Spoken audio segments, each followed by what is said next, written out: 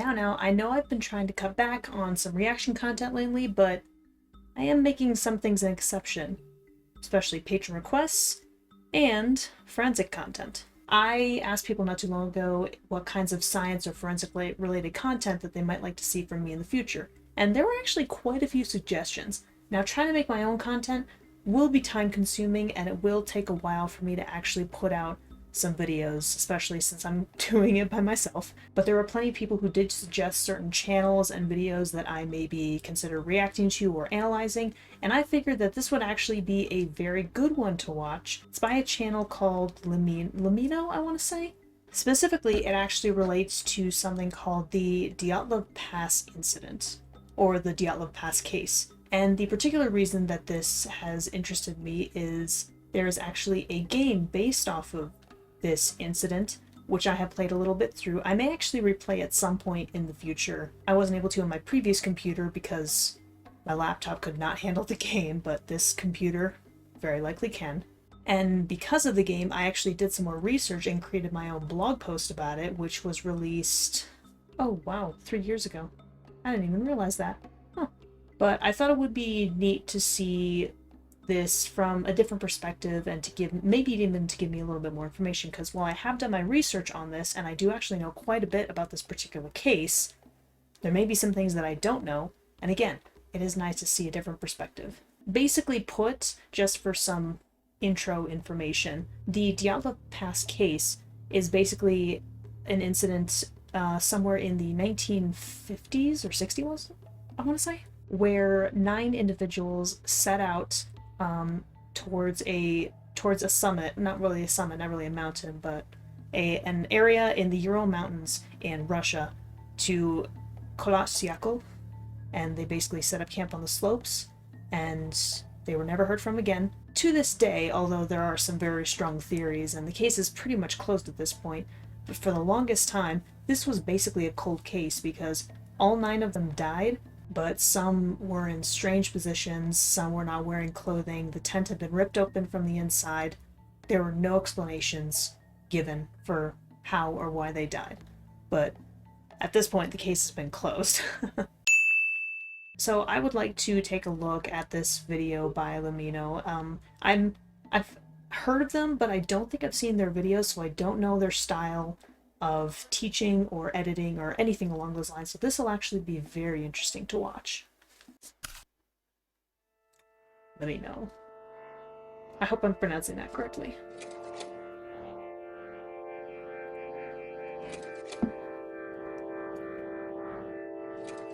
In early 1959, a group of hikers decided to head out on an expedition across the mountainous region of Western Soviet Union. Wish the music was a smidge quieter. The group consisted of 9 experienced men and women greatly familiar with the Siberian wilderness. Yep, that is true. Yet, this adventure would prove to be their last. Despite a criminal investigation, photographs and journal entries, the case remains unsolved after more than half a century. This is the case of Dyatlov Pass.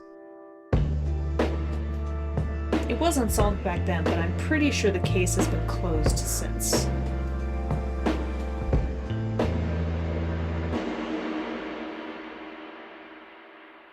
Yep, we'll talk about In the early morning of January 9/10 23rd, hikers. 1959, a ski and hiking team of 10 boarded a train headed for the Ural Mountains in the middle of the Soviet Union. The group consisted of 8 men and 2 women, with Igor Dyatlov as the group's leader. Yep. As the train slowly advanced deep into the mountainous Siberian taiga, the group diary received a final entry. I wonder what awaits us on this hike.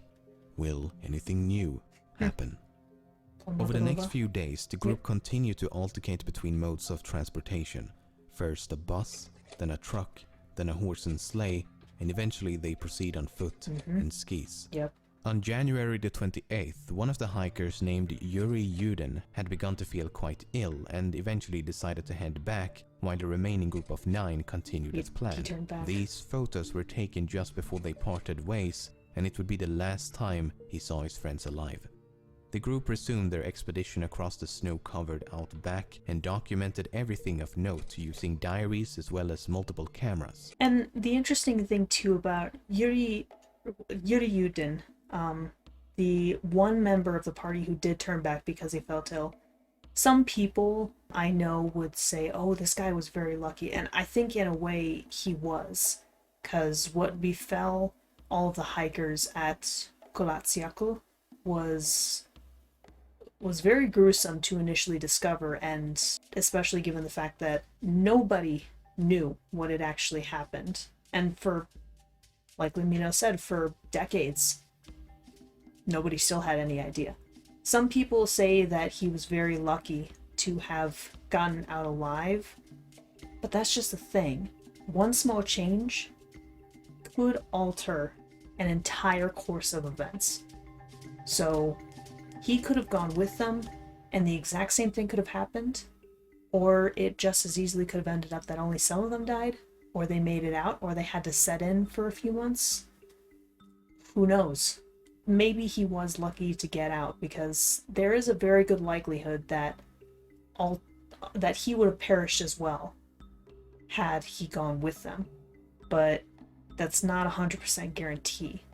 But yes, this is pretty accurate so far. I will say, in the research that I did do, there was a lot of text-based research, not a lot of image-based research though.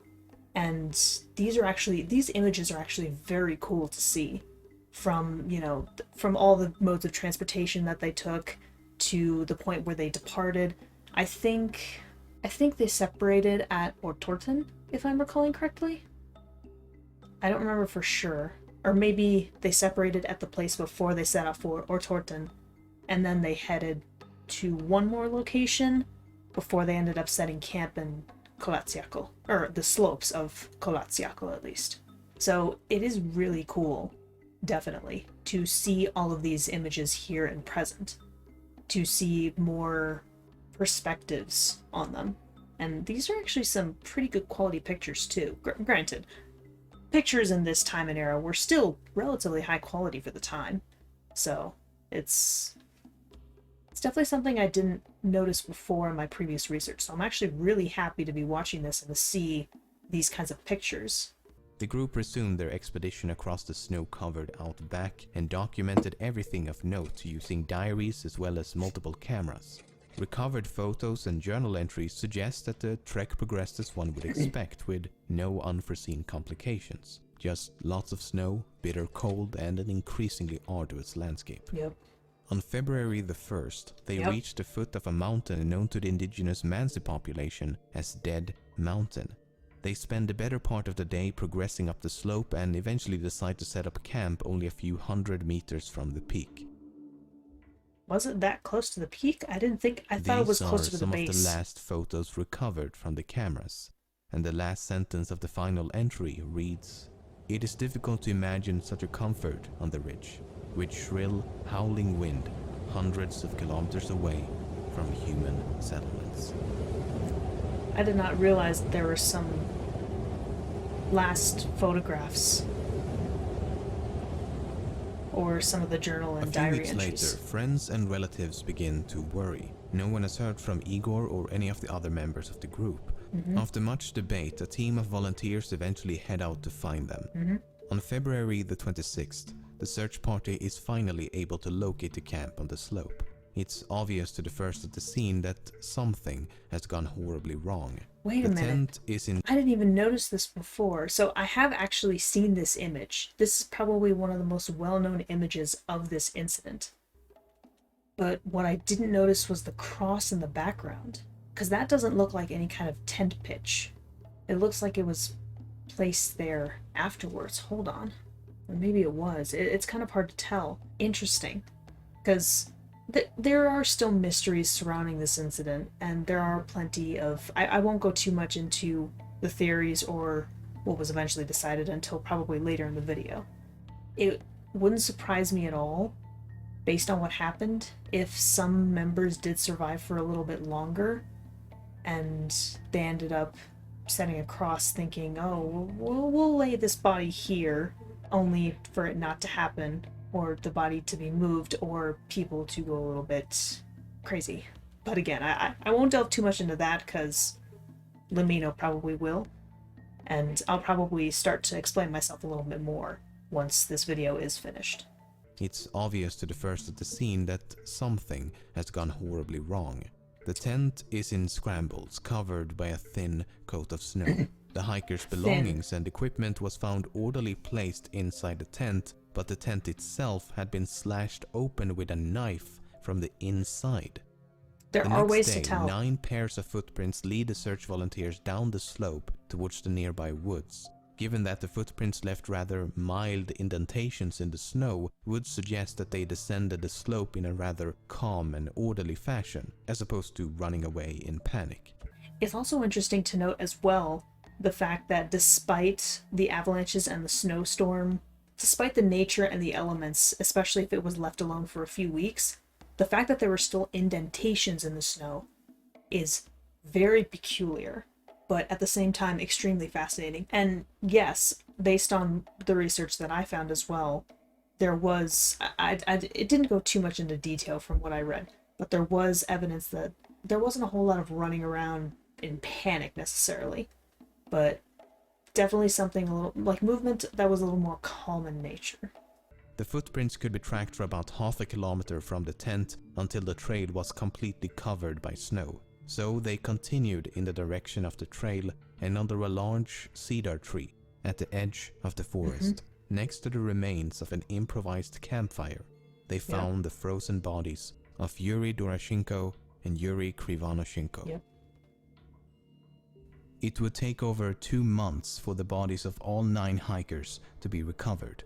The first 2 were found severely underdressed. No jackets, no pants, no gloves, hats, boots, or anything else one might expect given the frigid climate. Only light shirts, underpants, and socks. At the time of their death, it would have been around 30 degrees below zero. The cedar tree had signs of damage, as if someone had climbed it, with branches broken up to 5 meters high. Perhaps they were attempting to locate a tent in the pitch-black darkness, or perhaps they were trying to hide from someone or something. The next 3 hikers were found at varying distances between the tent and the tree, covered by a few centimeters of snow. They were better dressed than the previous 2, but not by much, as they still lacked essential items such as boots, hats, and gloves. They were all found facing the direction of the tent as if they were struggling to return at the moment of death. While some of them had sustained minor injuries, all 5 had died of hypothermia. It should also be noted that 4 of them had died while intoxicated. The last 4 hikers... Okay, that I did not know. I did not realize that some of them were intoxicated. Mix that with hypothermia. Oh shit, that's a bad combination. Yeah, 20 degrees below Fahrenheit is not a fun temperature. I used to live in Minnesota, and I've spent enough winters in Colorado as well as Nebraska to know that their temperatures like that are not very pleasant at all to deal with. It took the search teams quite a few months to locate bodies because while there were plenty of them that were only under a little bit of snow or underneath the cedar tree, where 2 of the Yuris were found, because I think that there were 3 Yuris in total. No, there may have just been 2, because I think the other Yuri Yudin, was the one who stayed behind. But never mind that. Because the search started in late February. If I'm remembering correctly, some of the bodies weren't discovered until, I think, almost May. Because a few of them, I want to say 3 of them, were found under a lot of ice and snow.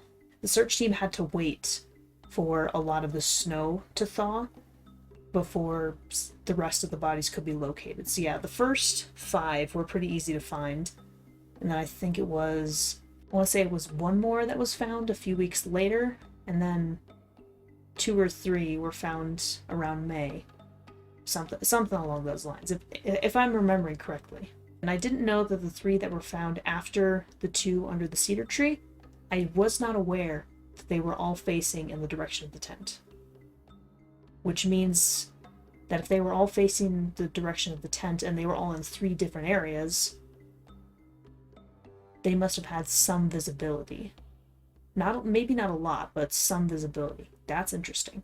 It should also be noted that 4 of them had died while intoxicated. The last 4 hikers were found at the bottom of a small hill covered by 3 meters of snow, 75 meters from the tree in the opposite direction of the tent. 3 of them had sustained lethal injuries. 1 had a fractured skull and 2 had fractured multiple ribs and suffered massive internal bleeding. The medical examiner believed the injuries had been sustained from a fall and compared it to a car crash. The injuries had been sustained while they were all alive and could not have been inflicted by another person. That's the thing too, is that when it comes to injuries, you can tell if an injury is antemortem or postmortem. There are usually 3 different kinds of states in terms of the mortem process, in terms of, when pathologists or coroners are examining bodies. They're looking at antemortem, paramortem, and postmortem. Antemortem is before death. Paramortem is around the time of death. So it could be just before, just after, but it's not a specific window, but it's within a very small window of when death occurred. And postmortem is the term that most people are familiar with, after death. In terms of injuries, especially very large fatal injuries, there are some telltale signs whether an injury was antemortem or postmortem. It's really difficult to tell, depending on the injury and the environment, what could have been paramortem. But usually a big difference between ante and postmortem injuries is that with antemortem, it's when you're still alive and your heart is still beating and blood is still flowing. The blood evidence will be much more prominent. Whereas if it's postmortem, if it's after death, there's no more blood flowing. There's nothing, no force, no energy that's pumping that blood continuously through. Here's a great example of what I'm talking about. Arterial spurts are a perfect example of what I'm talking about.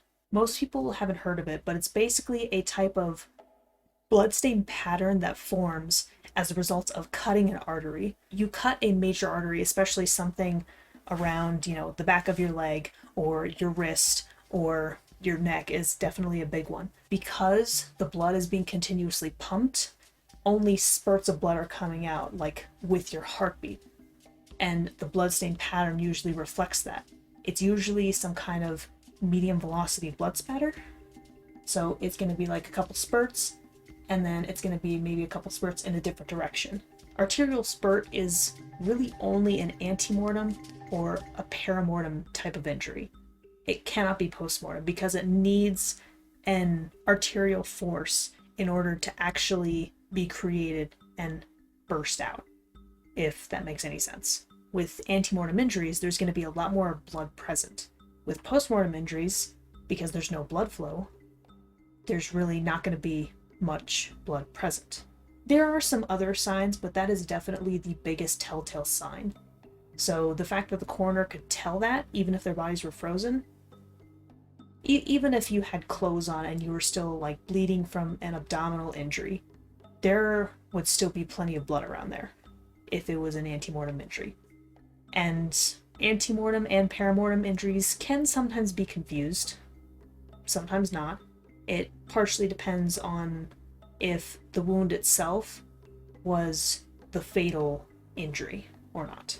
And with certain injuries as well, you can sometimes also tell what kind of instrument made them, if an instrument made them at all, or if it was from the result of something of natural causes, like, say, a fall. A very devastating fall, too. Some falls, some injuries that people can receive from devastating falls are equivalent to being hit by a car at like 30, 40, 50 miles an hour. Humans, by themselves, can't do a lot of damage. They can, but not as much as you might think. With tools and weapons, we can do significantly more damage, especially if they are sharp force weapons. We can still do damage with blunt force weapons, like, say, baseball bats and lead pipes are pretty common ones that people think about when they think of blunt force weapons and trauma. But sharp force weapons, knives, sabers, I don't know why sabers came to mind, but it did. Those can potentially cause even more injury. I don't actually know if I've told anybody this, but a lot of people like to pose the question, would you rather get shot or would you rather get stabbed? I'd rather get shot. Absolutely, in a heartbeat. Because if you think about it, bullets are very small. They can have an entry and exit wound, and they can do some damage. And they have incredibly high velocities. They can break through so many things that people and many blunt force and sharp force weapons cannot. But knives have a much larger area. And not only that, even by the very act of putting it through anything, flesh or otherwise, and taking it out, increases its likelihood to do so much more damage. Heck, you could probably, and I'm sorry to get a little bit more graphic on this, but I'm a forensic scientist, and this is kind of cold case related. You could basically plunge a knife into flesh, and you could twist it and do infinitely more damage than 5 bullets could do, potentially. Just with a simple twist or simple stick and pull. The lacerations are so difficult to try and treat, especially if you're in an environmental situation like these guys are. But these guys are just hikers and skiers and outdoors people. They're not going to be able to do much. They don't really have any weapons besides, I don't know, maybe their ski equipment. The fact that they received injuries that were not received from others, it is possible to observe injuries and tell what they could have come from. Not specifically always, but generally speaking. And the difference between injuries received from another human being, weaponless or not, versus something like a catastrophic fall, it's pretty obvious. Especially when you look at the patterns of the wounds on the bodies and how the patterns of blunt force and sharp force trauma can be. Briefly, for those of you who don't know, blunt force trauma and sharp force trauma are the two main types of trauma that one can receive, whether ante, peri, or post-mortem. And it's pretty much self-explanatory. Blunt force trauma, where you typically are going to get the abrasions, the bruises, basically anything that isn't supposed to break through skin but can still cause internal damage. Sharp force trauma is not necessarily the opposite, but they are weapons that are intended to break through skin and to create things like cuts and lacerations. Basically, any kind of weapon that can separate things like skin and tissues from one another, sharp force trauma.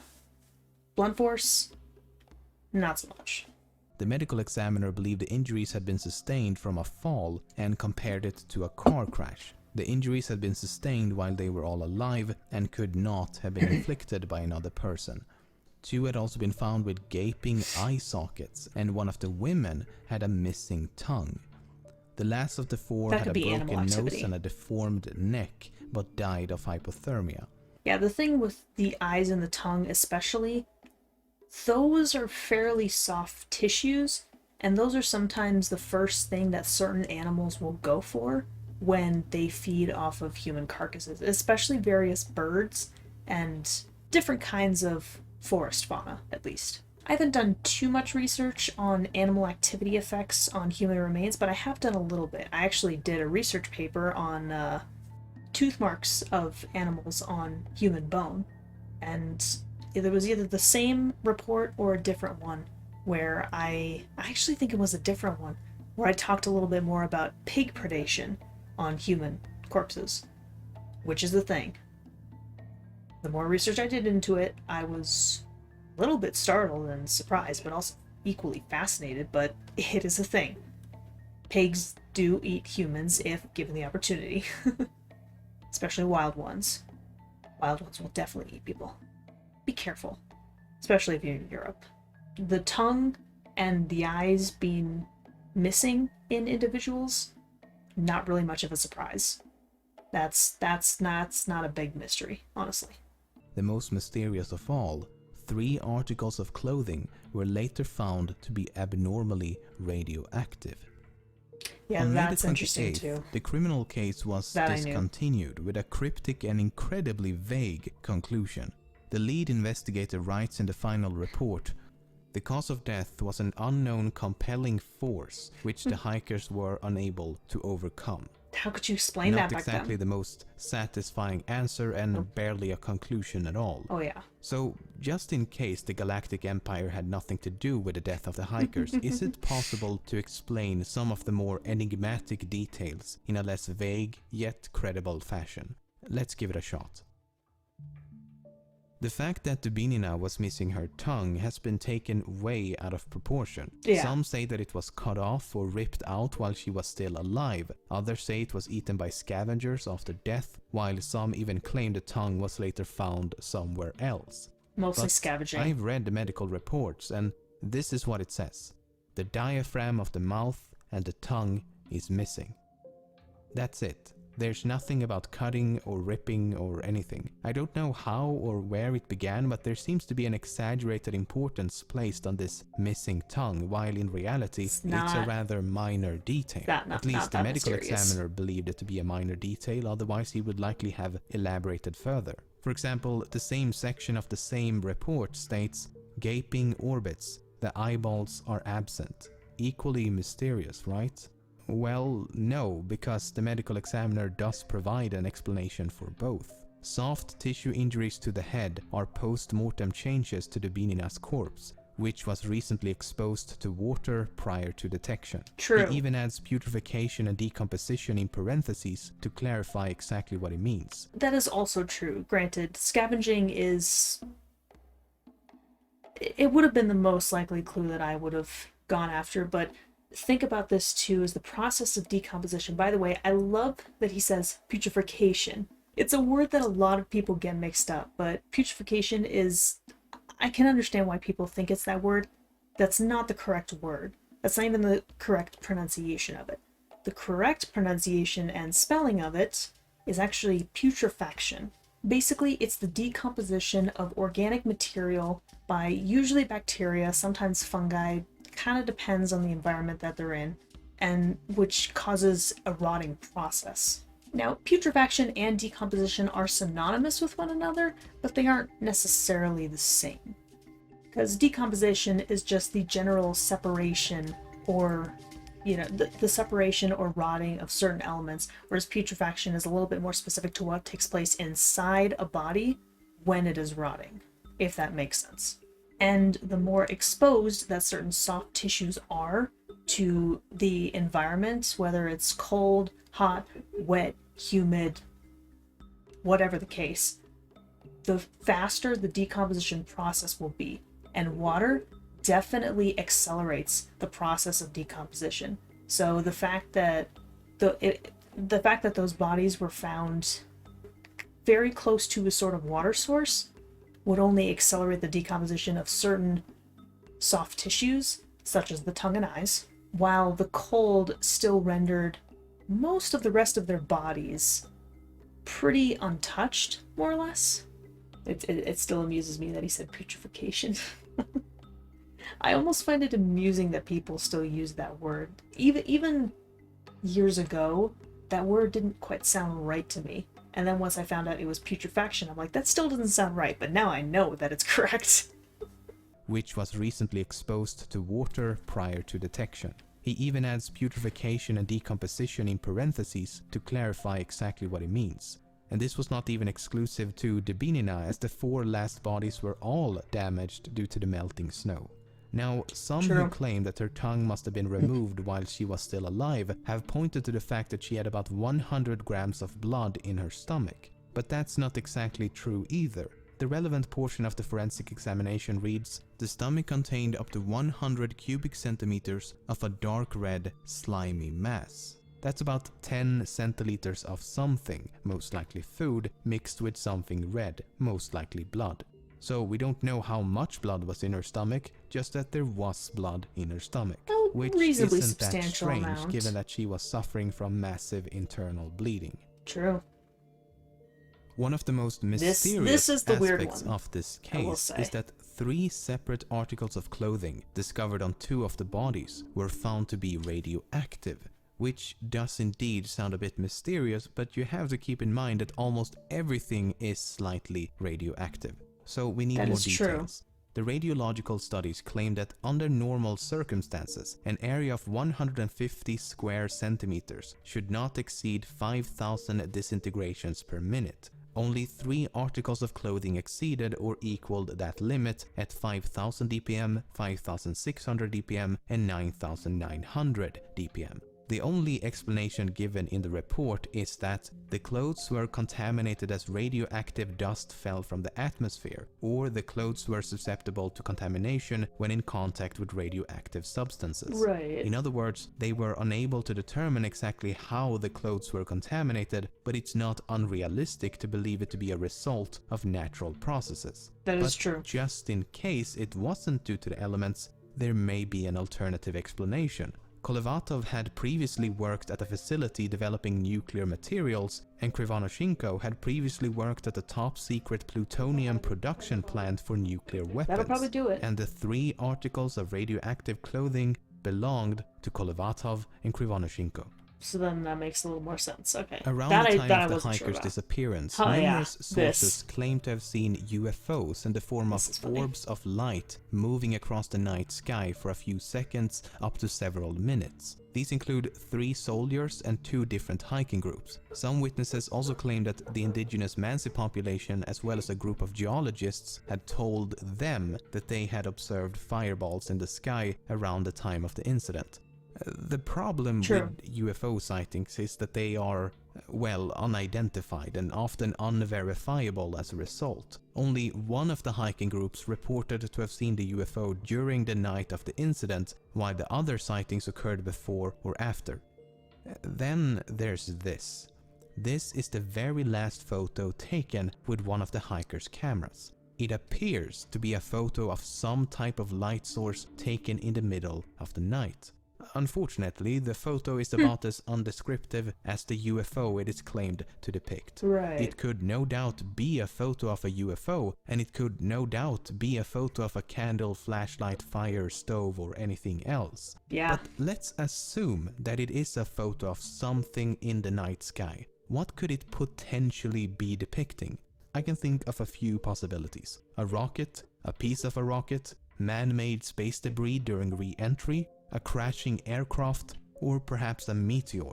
None of which would be too surprising given that this is the Soviet Union in the middle of the Cold War as well as the space race. That is true. So there would have been a lot of aerial activity. Oh yeah. At the time when space exploration was about as fresh as a prince living in an affluent LA neighborhood, it's not surprising that people were unable to identify the mysterious lights. Regardless, it could not have landed close to the hikers as it would have been found by the search teams. Very and true if the as object well. had already been recovered, there should have been evidence in the form of a crash site, footprints, and other activity on the ground. Oh yeah. So, given the fact that there is no obvious connection between the UFO and the hiker's disappearance, I'll put this in the spooky red herring box.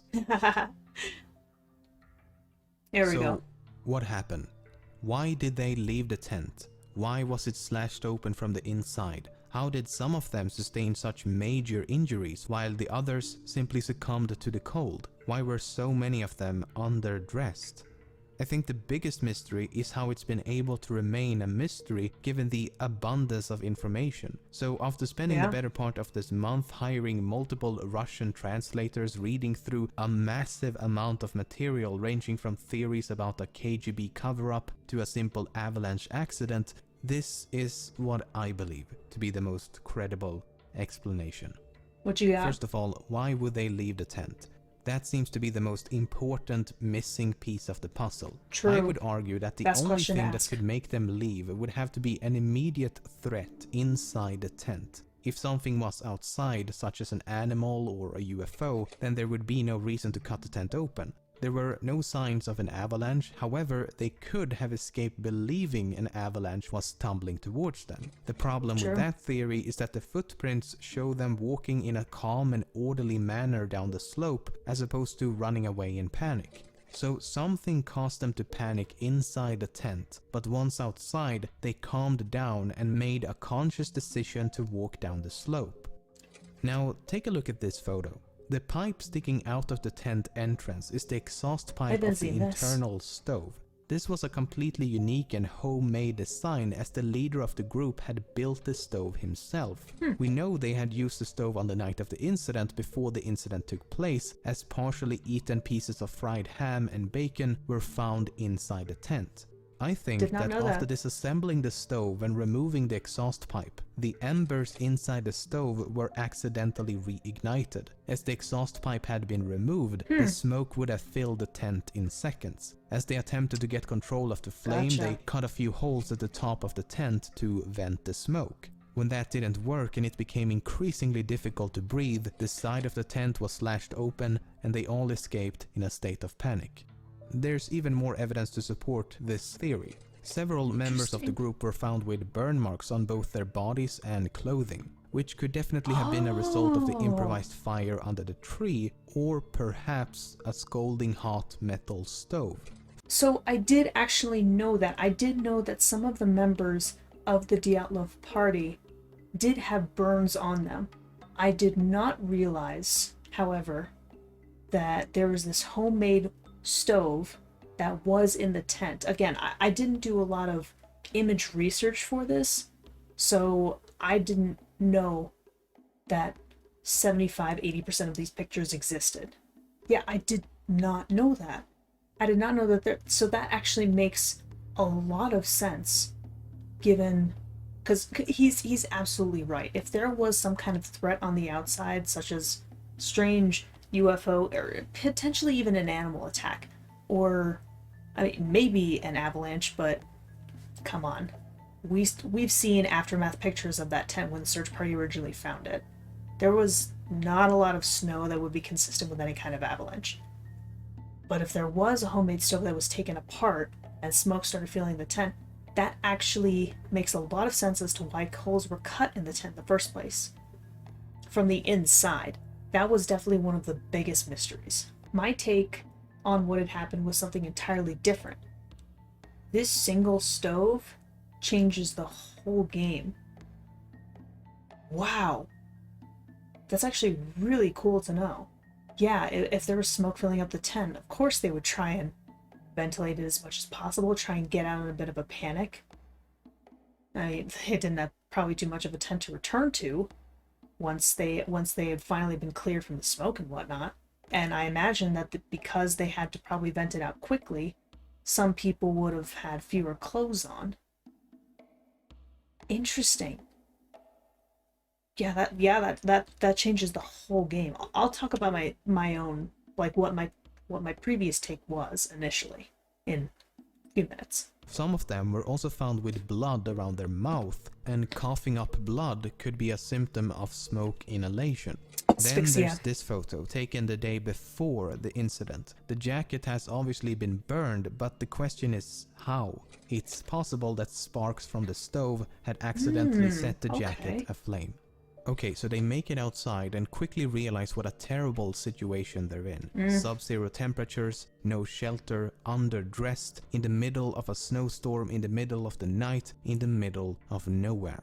At this point, I think one or more of them made a decision to head for the nearest shelter, which they would have known to be the woods. The reasoning behind this decision is likely multifaceted. The smoke from the tent could have made it impossible to stay within its proximity, and all the smoke may have caused them to believe that the tent was on fire. Some of them were intoxicated, which could have affected their judgment as well as their sensibility to the cold. Yes. And they may also have believed to be closer to the woods than they actually were.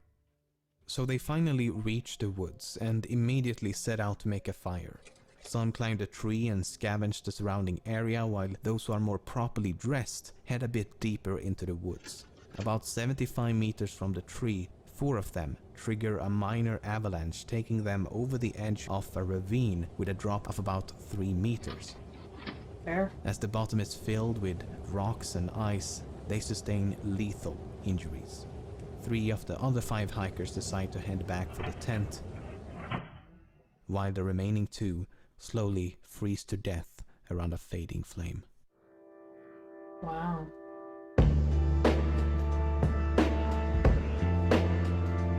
Okay. That was very eye-opening. Okay, so I definitely learned 3 big pieces of evidence. I knew a lot of what this information was. A lot of this was very familiar to me. 3 new pieces of information really stuck out to me, though. One was that they were a lot closer to the summit than I had initially suspected. I thought they were a little bit closer to the base than they were to the summit. Second, being the radioactive materials, or the radioactive clothing items, which, given the jobs of the 2 members whose clothing they did belong to, makes a lot of sense.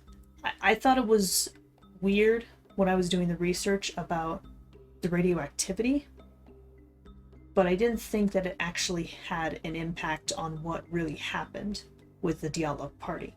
And the third piece being the homemade stove.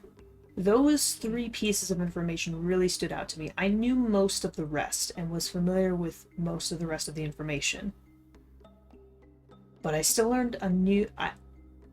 Again, that homemade stove puts my initial entire theory out the window.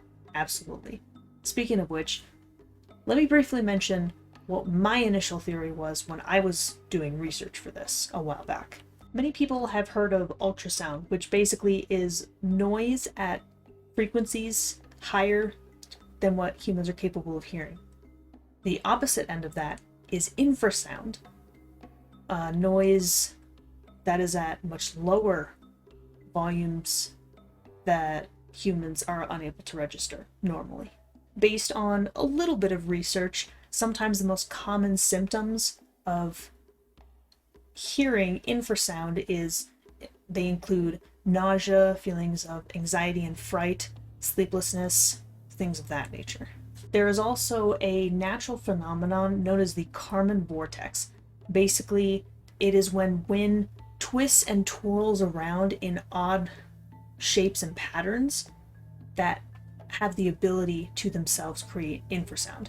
It's kind of unclear exactly how Kármán vortexes occur, but they can happen around or near certain shapes, especially like, dome-shaped structures, like what Kolatsyakal is. It's a almost near perfect dome-like mountain, basically. So I think a combination of infrasound from the Kármán vortex phenomenon that could have happened around Kolatsyakal, in addition to the fact that hypothermia can itself cause things such as delirium. Some people in hypothermic states will take off their clothes because they feel like they're burning when in actuality they're freezing to death. I figured that it was a combination of those factors that, well, it was initially the infrasound that sort of twisted and warped the minds of the individuals because of a natural phenomenon that they broke free, and once they did and got a fair distance away, hypothermia started setting in and they started getting more delirious, and that's why some of them didn't have their clothes on anymore, and why some of them may have been confused, why there were bodies kind of strewn about in different directions. And that was my take on it.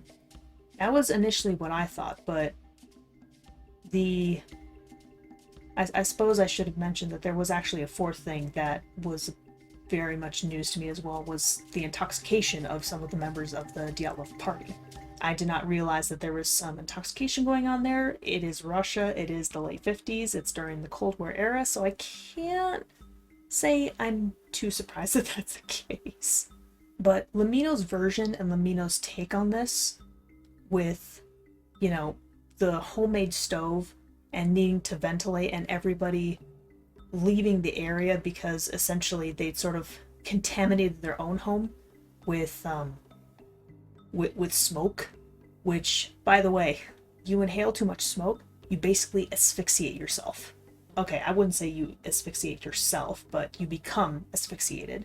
Because while smoke itself may not necessarily have any harmful substances, it can, but there are so many other substances that are taking up the place in smoke instead of oxygen, which your body needs in order to, Your body needs oxygen and nutrients just as much as it needs water, for example. So without that oxygen, you are going to start to feel very negative side effects. Obviously, there's the shortness of breath. You will probably start to cough a little bit more. You may start to get itchy eyes, runny noses, and sometimes if there's enough damage to your lungs, you may start coughing up blood as well. It usually requires a lot of smoke, and usually smoke that could have a potential carbon monoxide or other kind of chemical component in it. But yes, if you do inhale enough smoke, it could cause enough coughing that could cause you to basically spit up some blood or cough. I shouldn't say spit up. Spit up indicates that it could be from the gastrointestinal system. Coughing up is from the respiratory system. So yes, it would be coughing up blood. So yeah, the fact that some of them were intoxicated, the fact that some of them had warmer clothes than others, and the ones who were in warmer clothes set out further from the tent or tried to return to the tent does make sense. And because, they didn't have a lot of clothes, and because their tent was contaminated with smoke, nobody could return to it, but they couldn't go anywhere else because so many of them had so little clothing on them. That makes a lot of sense.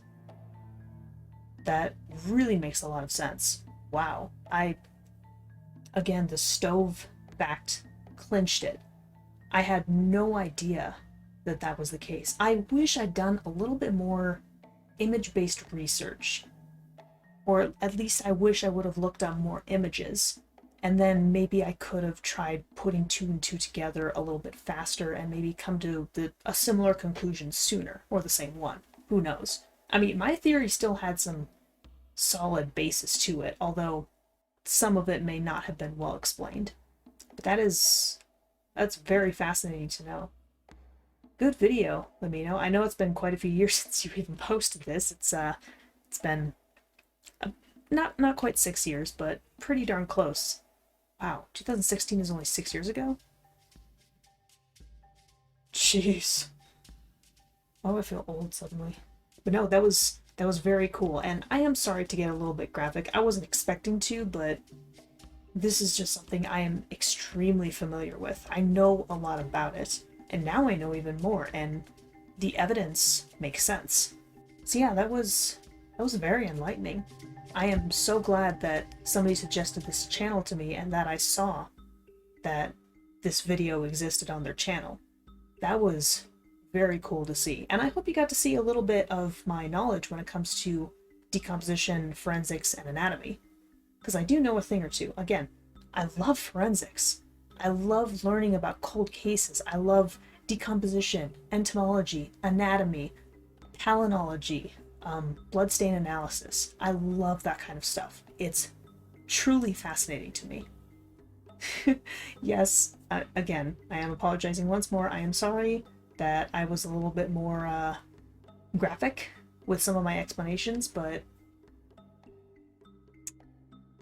that's sometimes how it goes. So, what up guys, Future Otterpup here. I'm actually recording this days after I initially recorded this video. I ended up looking into LEMMiNO's video a little bit more and discovered some interesting information, or at least like not just looking into LEMMiNO's video, but also a few other videos and explanations as well.